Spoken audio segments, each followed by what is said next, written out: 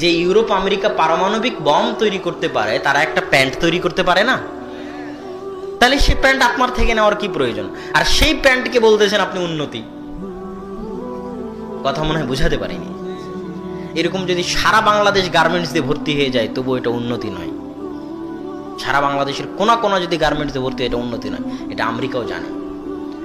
পদ্মা সেতু দিয়ে যদি সারা বাংলাদেশের সব নদীর উপর পদ্মা সেতু হয়, তাহলে এই যে অবকাঠামোগত উন্নতি, অবকাঠামোটা বাংলা শব্দ, যেটার অর্থ হচ্ছে বিল্ডিংগত উন্নতি। মানে এই যে রাস্তাঘাট পিচ দিয়ে তৈরি হচ্ছে, রাস্তাঘাট বড় হচ্ছে, 4 লেন হচ্ছে, বিল্ডিং তৈরি হচ্ছে, বাড়িঘর তৈরি হচ্ছে, ব্রিজ হচ্ছে, কালভার্ট হচ্ছে, এটা অবকাঠামোগত উন্নতি। অবকাঠামোগত উন্নতি হচ্ছে ঠুনকো, যার কোনো মূল্য নাই। আপনি পদ্মা সেতুতে যান, দেখবেন যে ইঞ্জিনিয়ারগুলো কাজ করতেছে, ওগুলো কোরিয়া থেকে আসা ইঞ্জিনিয়ার।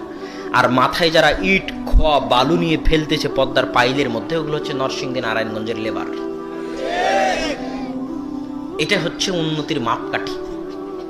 যেই দিন আপনি শিক্ষায় উন্নতি হবেন, জ্ঞানে গবেষণায় উন্নত হবেন, সেই দিন আপনি উন্নত।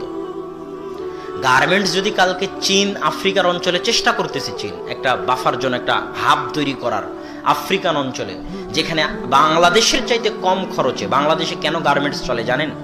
বাংলাদেশের মানুষ অল্প টাকায় শ্রম বেশি করে দেয়। এই জন্য বাংলাদেশে গার্মেন্টস শিল্পটা এখনো টিকে আছে। যেই দিন বাংলাদেশের মানুষের চাইতে কোনো দেশের মানুষ বাংলাদেশের মানুষের চাইতে অল্প টাকায় কাজ করে দিবে, সেদিন বাংলাদেশের সব গার্মেন্টসগুলো বন্ধ হয়ে যাবে। এটা আমি আব্দুল্লাহ লিখে দিলাম, আপনি লিখে রাখেন, আপনার পরবর্তী প্রজন্মকেও বলে যায় যে যদি বাংলাদেশের চাইতে কম টাকায় কোনো দেশ গার্মেন্টস তৈরি করে দিতে পারে, কাজ করে দিতে পারে, তাহলে বাংলাদেশে গার্মেন্টস শিল্প বন্ধ হয়ে যাবে, চলবে না। যেই চেষ্টা চীন করতেছে আফ্রিকান দেশগুলোকে সাথে করে নিয়ে।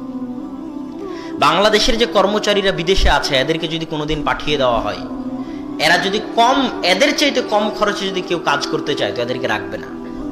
এরা সৌদিতে 600 রিয়ালের ভিত্তিতে কাজ করে। আমাদের বাংলাদেশের ভাইয়েরা অনেক কষ্ট করে কাজ করে, অনেক হৃদয় বিদারক করুণ দৃশ্য।